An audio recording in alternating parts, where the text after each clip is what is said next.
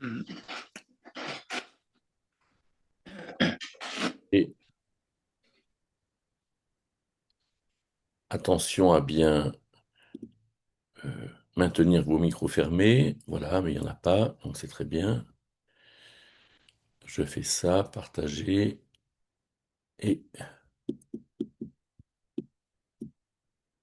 lecture. Mettre Dieu au centre de mon projet.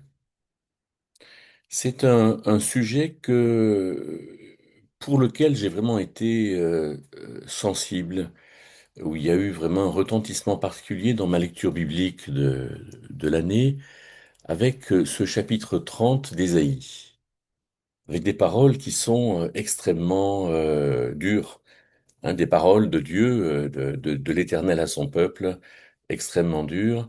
Et je me suis dit qu'il y avait vraiment quelque chose pour nous, d'où cette présentation. Mettre Dieu au centre de mon projet, c'est que finalement j'ai quelques signes pour savoir ce qu'il en est. Dans ce que je fais, par exemple, quand je suis continuellement blessé par les paresseux, par exemple, je peux très bien être dans un groupe, soit de travail, soit associatif, dans lequel je vois qu'il y a des gens qui sont plus actifs que d'autres, et des gens qui sont plus paresseux que d'autres, en être frustrés, en être contraints, en être fâchés, en colère. Être dans un groupe où il y a des gens qui dominent, des violents, des gens qui sont pas délicats, ou dans un groupe où il y a des séducteurs. Donc forcément, dans mon projet, là, il y a quelque chose de difficile, de douloureux. Et comment est-ce que je peux mettre Dieu dans mon projet, finalement, pour mieux vivre ce genre de choses?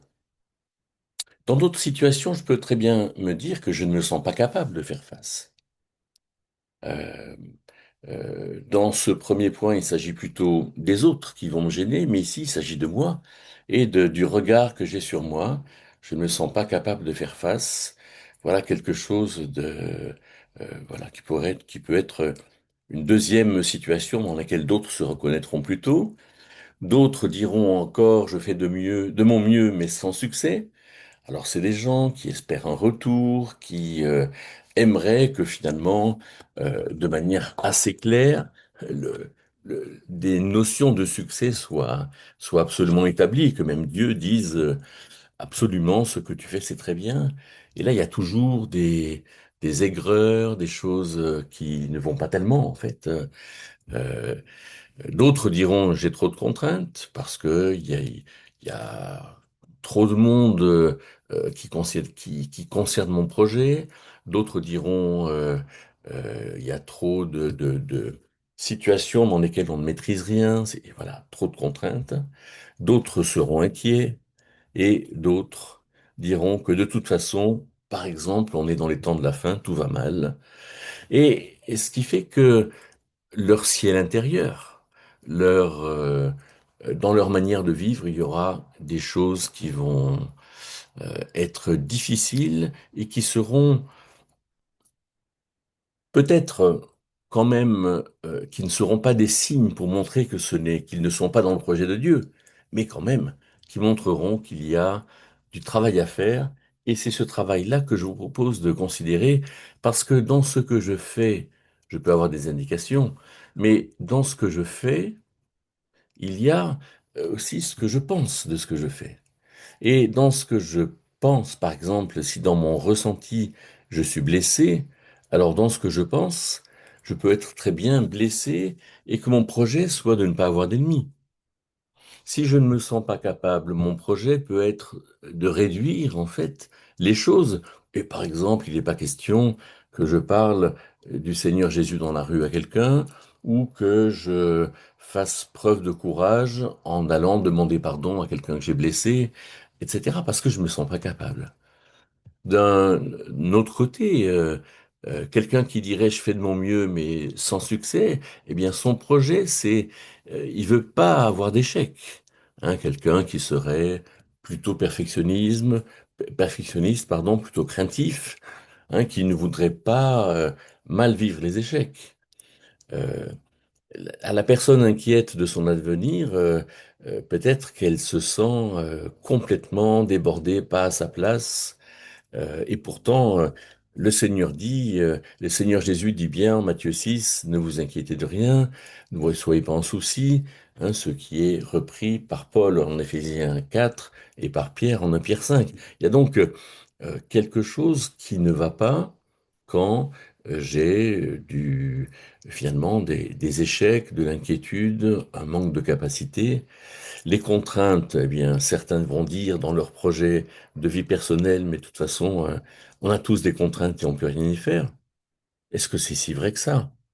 Et quand quelqu'un dira tout va mal, peut-être qu'il pensera qu'il en a assez de ces gens qui prêchent la confiance et lui ne la trouve pas. Et donc, dans cette description d'un projet, ne pas avoir d'ennemis, faire des choses accessibles, mal vivre les échecs, envisager qu'on peut être dépressif ou ne pas aimer les contraintes, eh bien, on peut se demander, mais où placer le projet de Dieu dans tout cela? Alors, posons-nous déjà la question, qu'est-ce que c'est le projet de Dieu? Il me semble que c'est très difficile de réduire le projet de Dieu à quelque chose.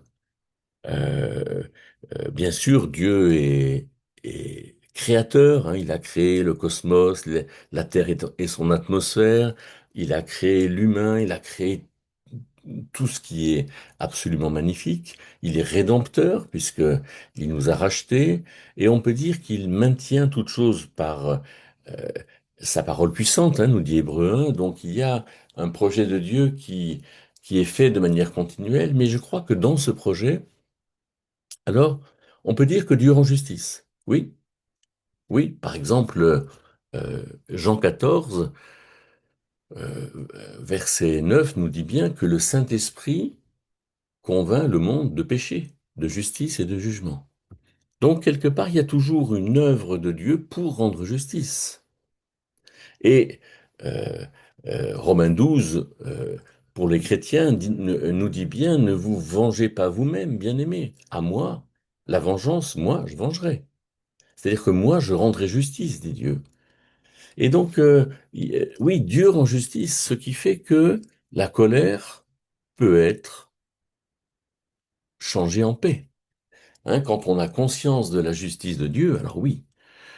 Quand on se sent pas capable et qu'on a peur, qu'on est timide, alors quand on comprend que Dieu nous aime, et que parce que Dieu nous aime et parce que Dieu a fait de nous ses enfants, et parce que Dieu a placé son esprit dans nos cœurs, comme dit Galates 4, verset 8, alors quelque part, eh bien la peur peut se changer en amour. Je ne vais plus avoir peur de mon prochain parce que je sais que je suis capable d'aller vers lui. Je ne vais plus avoir peur du jugement de Dieu sur moi parce que je sais qu'il a fait ce qu'il fallait pour euh, ce jugement. Quelque part parce que je sais que Dieu délègue, c'est-à-dire que Dieu me confie certaines choses. Dieu me confie, par exemple, moi, en tant que père et grand-père. Alors il me confie une œuvre dans la famille. Et c'est intéressant de voir dans Éphésiens 3,15 que toute famille porte le nom de Dieu, du Père. Dans la famille, Dieu accomplit une œuvre qui est extrêmement importante et il nous délègue ce rôle en tant que papa, en tant que maman, pendant un certain temps. Et s'il nous délègue quelque chose dans le rôle, eh bien, c'est qu'on peut en être satisfait. C'est que non seulement on est capable d'en faire quelque chose, mais qu'on peut en être satisfait, et puisqu'on collabore avec lui, puisqu'il nous appelle à collaborer avec lui. 1 Corinthiens 3,9 nous dit, nous sommes collaborateurs de Dieu. Alors, il n'y a pas question d'y voir des contraintes, l'œuvre de Dieu, elle est belle, elle est bonne, et je collabore dans l'œuvre de Dieu, alors j'en ai du plaisir. Ça ne veut pas dire que les choses soient toutes faciles. Mais dans ces choses difficiles, je sais que Dieu m'appelle à faire ces choses-là avec satisfaction et avec plaisir, parce que c'est l'œuvre de Dieu, c'est lui qui la tient dans sa main, c'est lui qui en fait quelque chose et qui la fait réussir. pour ces gens qui sont en souci, qui sont fébriles, qui sont inquiets. Et Dieu est le Dieu qui domine. Dieu est le Dieu souverain qui fait ce qu'il veut, quand il veut, où il veut, avec qui il veut, comme il veut. Hein, il n'y a aucune chose qui ne peut survenir ou arriver sans que Dieu ne le permette. Hein, c'est ce que dit Lamentation de Jérémie, chapitre 3, verset 37. Et donc, quelque part, si je suis dans ce projet de Dieu et dans mon projet, si j'arrive à intégrer ces deux choses, alors, il n'y a pas de raison que dans mon projet personnel, je sois fébrile. Il n'y a pas de raison que dans mon projet personnel, la colère ne s'estompe pas, que la peur ne s'estompe pas, que cette tristesse des guerres, de toute cette expérience des nations qui est terrible, hein, où on voit tellement de choses mauvaises, mais il n'y a pas que les guerres, il y a les guerres économiques. Il y a aussi tout ce que la corruption du monde entraîne. Et effectivement, je peux dire très bien que dans mon projet, je constate tristesse sur tristesse. Mais puisque Dieu construit, en fait, puisque Dieu s'engage pour faire une œuvre que personne ne pourra contester, eh bien, hein, vous vous souvenez quand Dieu a dit à Samuel ou à d'autres, je fais une œuvre que quiconque l'entendra, ses oreilles lui tinteront. C'est joli comme expression, et ce qui fait que la tristesse est changée en joie. On se souvient de ce qui est dit du Seigneur Jésus, pour lequel, à cause de la joie qui était devant lui, il a enduré la croix, il a méprisé la honte. Dieu construit un projet, et donc la grande chose à faire, c'est de savoir comment intégrer le projet de Dieu dans mon projet, ou bien comment construire mon projet dans le projet de Dieu. C'est donc ce que nous allons voir, notamment avec Ésaïe 30. Regardez ce texte. Merci de fermer vos micros, s'il vous plaît. Regardez ce texte. Ésaïe 30, versets 1 et 2, on va en voir globalement un peu le chapitre. Malheur aux enfants rebelles qui forment des projets en me tenant à l'écart, déclare l'Éternel. Cette parole me paraît incroyable. Euh, on pourrait se dire, Seigneur, euh, alors voilà, moi qui suis dans ma 66e année, mais je suis vraiment désolé d'avoir pu te tenir à l'écart dans des projets que j'ai pu former. Et l'Éternel le déclare. Il y a quelque chose d'insensé, en fait, hein, quand on connaît euh, la personne de Dieu, sa puissance. On se dit, mais quand même, voilà, ça vaut la peine de prendre du temps avec Dieu et de le considérer et de le concerner, puisqu'en fait, comme on l'a vu, on est collaborateur dans une œuvre qui est la sienne, et l'œuvre de prendre soin de moi, c'est aussi l'œuvre de Dieu. Hein, il est dit par exemple dans 1 Corinthiens 6, 21, glorifiez Dieu dans votre corps. Donc, prendre soin de son corps, c'est aussi l'œuvre de Dieu, une œuvre dans laquelle Dieu veut qu'il puisse être vu. Et, mais il y a des gens qui le tiennent à l'écart. Il continue en disant donc ces enfants rebelles, alors là il s'agit du pays d'Israël, hein, bien sûr, qui concluent des alliances sans se laisser inspirer par moi, accumulant ainsi péché sur péché. Se dit, mais bien sûr, c'est très difficile pour nous de savoir si on prend assez de temps avec Dieu. Mais par contre, si dans l'organisation de nos journées, si le matin, on prend un quart d'heure avec Dieu soient, euh, pour que les choses soient bien faites avec lui, qu'on prenne du temps pour le considérer, vraiment. Euh, euh, Voilà, ça, c'est une question qu'il faut se poser. Et le fait de prendre du temps pour être à sa lumière, c'est quand même très très important, ça. Très très important. Le temps de se poser les bonnes questions, le temps de parler avec le Seigneur et de lui proposer vraiment que sa lumière éclaire nos pensées, éclaire tous les domaines dans lesquels nous entreprenons quelque chose, pour se laisser inspirer par lui. Ils descendent en Égypte, alors c'est sûr que c'était ces fils d'Israël du temps d'Ésaïe, hein, qui allaient en Égypte, donc qui fuyaient la guerre, qui fuyaient. Ils descendent en Égypte sans me demander mon avis.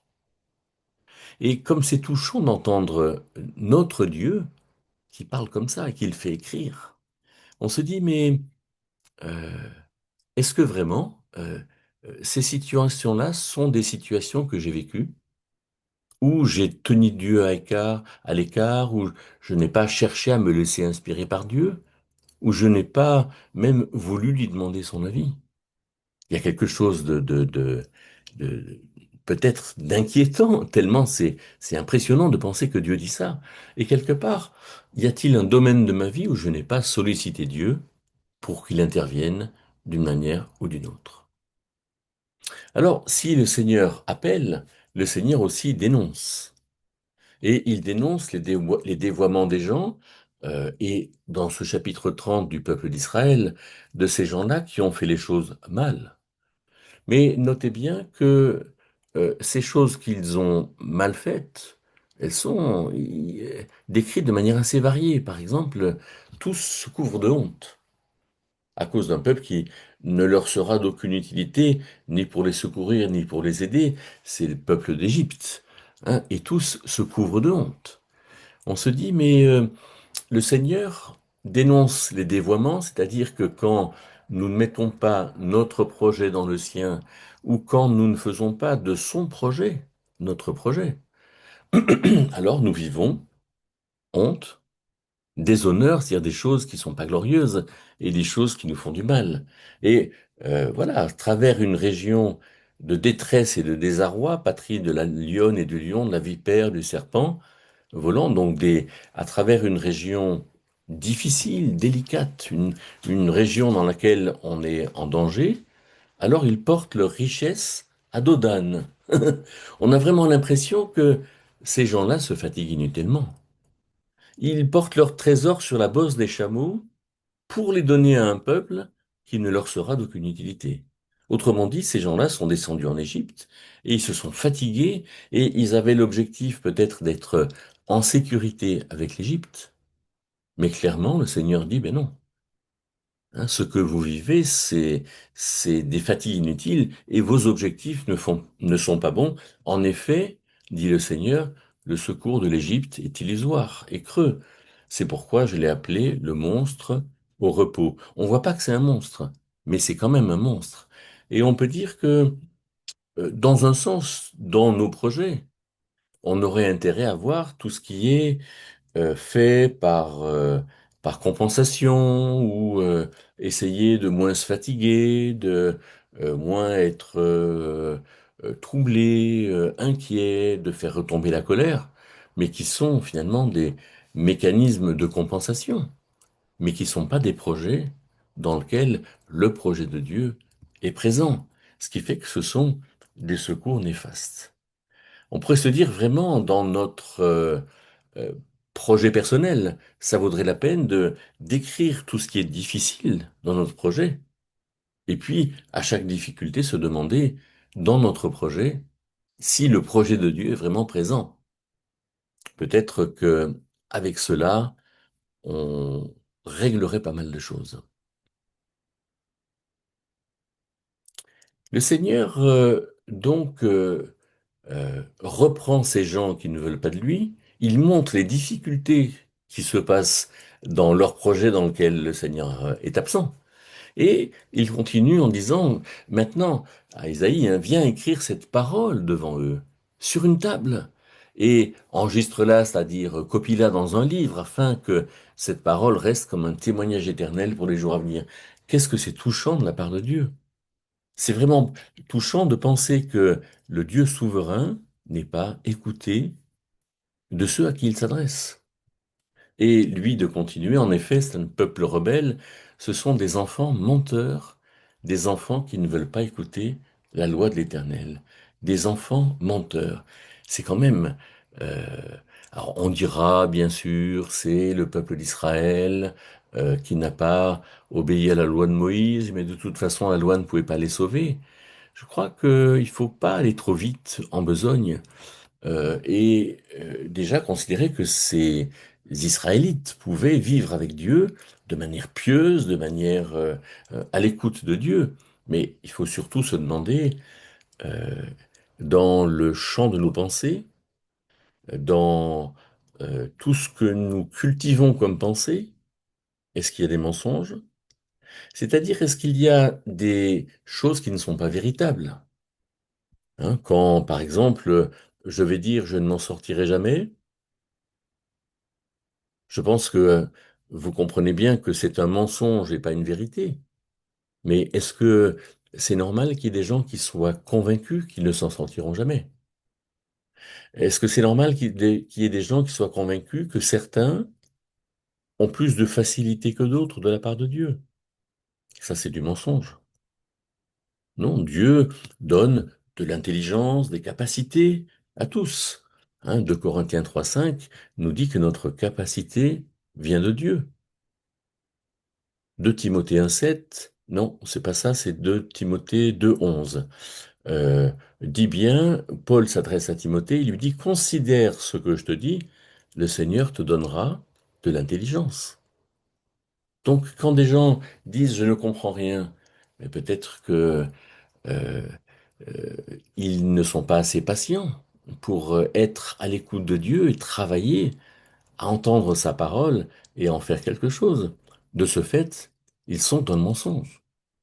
Et le Seigneur avertit, c'est un peuple rebelle, ce sont des enfants menteurs. Être dans le mensonge, c'est pas seulement mentir, mais c'est aussi ces enfants qui ne veulent pas écouter la loi de l'Éternel.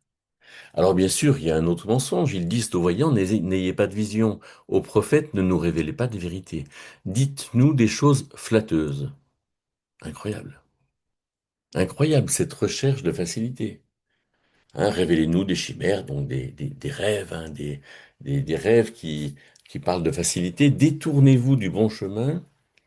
Écartez-vous du bon sentier, cessez de nous confronter au sein d'Israël. C'est saisissant comme ce chapitre d'Ésaïe est contemporain et finalement nous parle, et il nous parle à tous.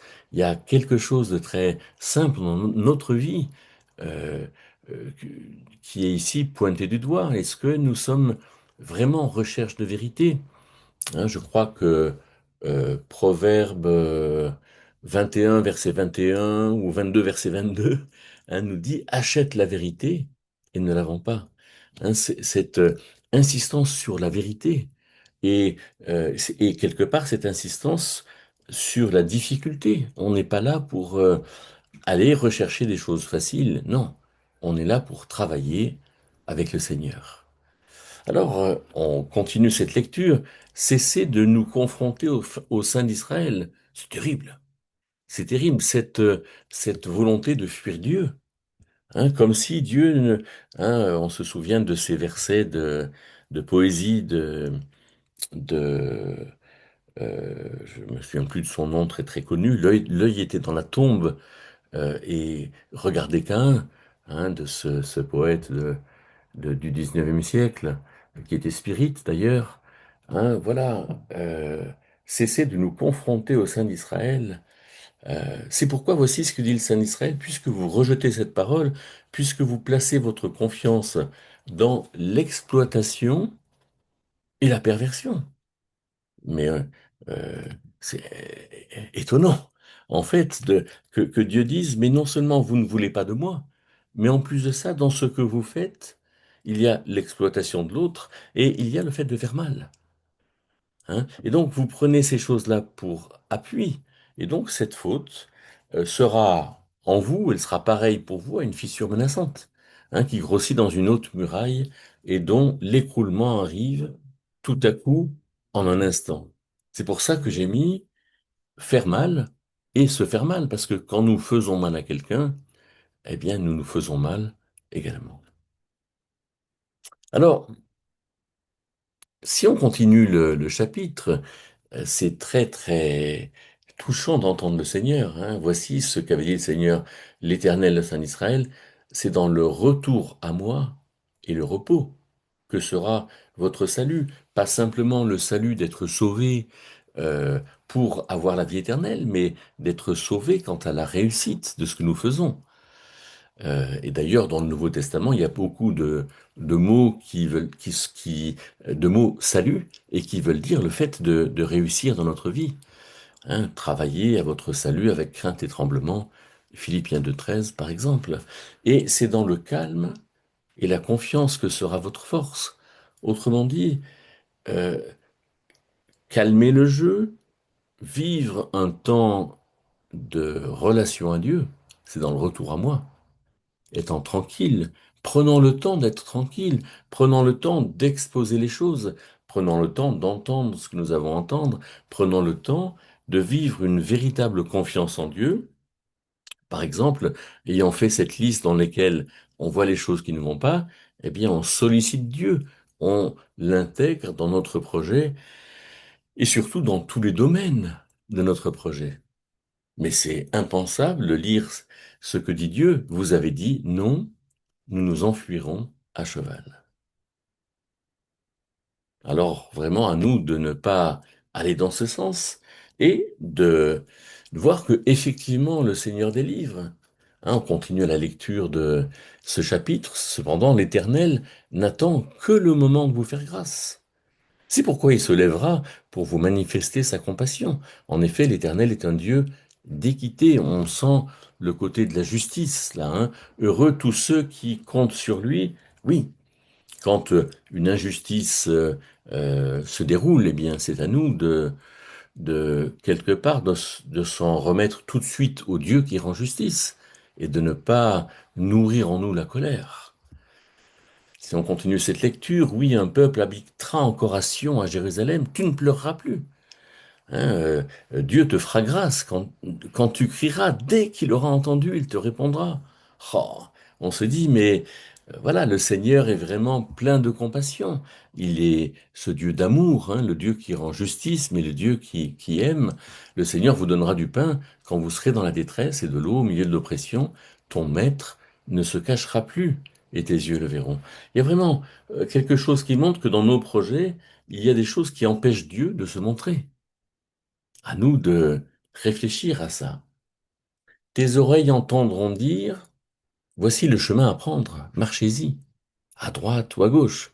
Vous considérez comme impur l'argent qui recouvre vos sculptures sacrées, c'est-à-dire toutes ces sculptures idolâtres, et l'or dont elles sont plaquées. Tu disperseras leurs débris comme un linge souillé, dehors leur diras-tu.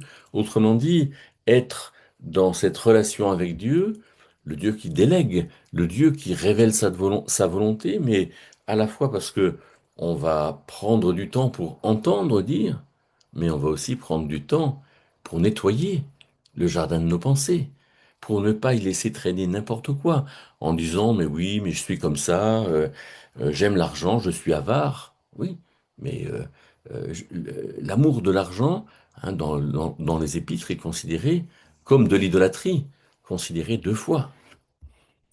Alors il arrosera depuis la semence que tu auras mise en terre, et le pain que produira la terre sera savoureux et nourrissant. Autrement dit, dans notre projet, Dieu produira quelque chose, et ça sera des signes magnifiques. Ce jour-là, tes troupeaux brouteront dans de vastes pâturages. On se rendra compte que quelque part, ce que tu as conçu avec Dieu, ce que tu as voulu faire dans son projet et dans le tien, ce que tu auras voulu intégrer le projet de Dieu ou faire venir le projet de Dieu dans tout ce qu'il est, dans son essence, dans le tien. Alors les bœufs et les ânes qui labourent la terre mangeront un fourrage salé qu'on aura étalé avec la fourche et la pelle. Autrement dit, il y aura quelque chose de bien où la collaboration de Dieu sera évidente. Oui, le Seigneur délivre. Oui, je peux rendre témoignage du fait que le Seigneur délivre. Sur toute haute montagne, sur toute colline élevée, il y aura des canaux, des courants d'eau, le jour du grand massacre. Alors là, c'est étonnant. Et faisons attention à euh, au fait que Dieu domine, au fait que Dieu apporte un jugement, au fait que il y a des jours où il se passe quelque chose. Euh, Dieu, voilà, par exemple, le 1 Pierre 1, verset 17 dit, si vous invoquez comme Père, celui qui, sans exception de personne, juge toute personne. Hein. Et il est dit, prenez soin, craignez ce que vous êtes en train de faire, parce qu'il y a aussi un jour de jugement des œuvres, un jour de jugement dans lequel la domination se fait. À nous de faire attention et à nous de vivre, que la lumière de la lune sera aussi forte que celle du soleil, la lumière du soleil sera 7 fois plus grande, pareil à la lumière de 7 jours, le jour où l'Éternel soignera les fractures de son peuple et guérira les blessures. Eh bien, c'est clair qu'il y aura un moment où la construction de Dieu sera évidente pour tous, et où ceux qui pensent avoir plus souffert que les autres comprendront à quel point Dieu est souverain dans ce qu'il fait. Et Dieu délivre, Dieu domine, Dieu collabore, Dieu délègue, Dieu a compassion, Dieu rend justice. Voilà ce projet de Dieu que l'on intègre dans nos projets avec tous les caractères de Dieu. C'est intéressant de voir comme ce que je peux ressentir en fait. Ah, je suis continuellement blessé. Oui, mais si mon projet c'est de ne pas avoir d'ennemis, alors c'est sûr que ça risque de mal se passer. Par contre, si mon projet, c'est de bien comprendre que Dieu rend justice, alors quelque part, quand je suis blessé, eh bien je vais pouvoir ressentir cette paix, parce que je sais que Dieu rend justice. Si dans mon ressenti, je ne me sens pas capable, si dans mon projet, je le résume en disant, mais je ne suis pas capable de faire grand-chose, oui, mais dans le projet de Dieu, il faut intégrer le fait que Dieu m'a rendu capable. Et que quelque part, partout là où je me sens appelé par lui pour quelque chose, c'est probablement quelque part dans une chose dans laquelle Dieu m'a rendu capable. Et ce ne sont pas les échecs qui me disent que je ne suis pas capable. C'est peut-être le fait que c'est pas encore le moment, pour tout ce qui touche à à la réussite. Je vis mal les échecs, mais quand même, je suis dans l'œuvre de Dieu. Et quelque part, quand ce que je propose ne fonctionne pas, c'est peut-être que pour tout un ensemble de raisons, il faut attendre.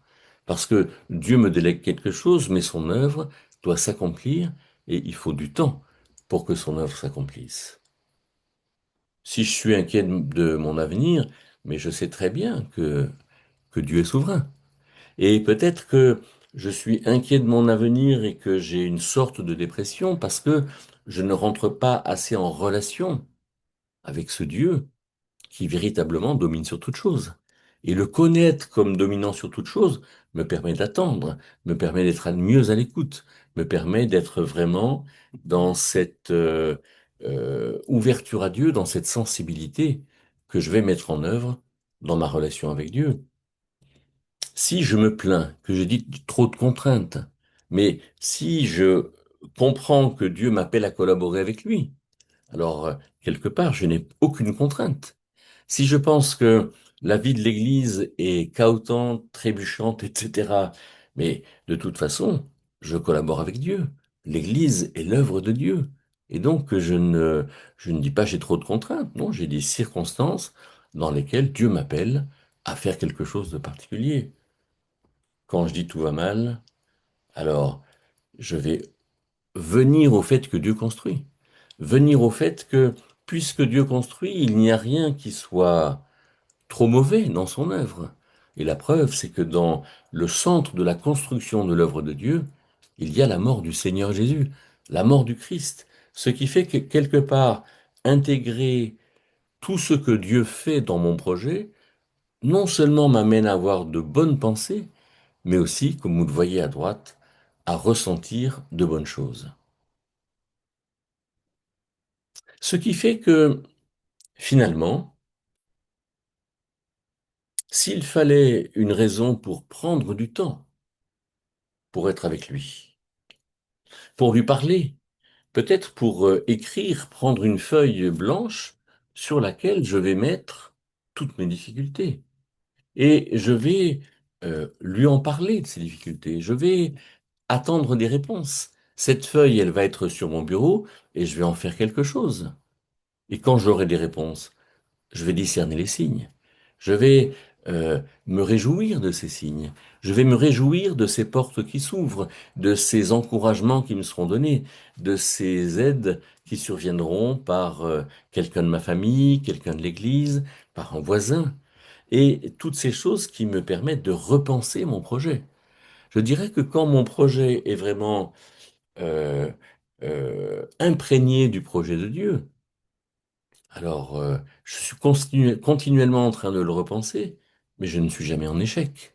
Je suis dans ce projet de Dieu que Dieu fera aboutir, de toute évidence. Et dans ce projet, je vais voir Dieu dans toutes ces circonstances qui ne sont pas toujours agréables, qui peuvent être difficiles, mais quand elles sont difficiles, eh bien, je dis, tiens, voilà, peut-être que Dieu m'appelle à faire quelque chose dans ces difficultés, mais je vois Dieu dans ses difficultés et je repense aux capacités qu'il m'a données, je repense au fait qu'il me délègue une responsabilité, je repense au fait qu'il m'appelle à être patient. Et de ce fait, je rends grâce, c'est-à-dire rendre grâce du grec eucharistéo, ça veut dire reconnaître que la grâce, dans la circonstance particulière, elle est bonne. C'est-à-dire que dans toutes ces circonstances, tout est grâce de Dieu. Et quelque part, quand je suis malade, je rends grâce. Peut-être qu'il fallait que je sois malade. Quand je manque de quelque chose, je rends grâce. Peut-être qu'il fallait que je vive, que j'expérimente cette chose-là. Et je reconnais que je suis sous la grâce de Dieu, c'est-à-dire dans cette main du Dieu souverain qui me permettra d'avoir peu ou beaucoup, mais quelque part d'être dans cette main de Père et dans cette main aussi de celui qui m'appelle à collaborer avec lui. Alors j'en reste là et je souhaite bien, comme je vous l'ai dit, qu'on puisse en parler ensemble.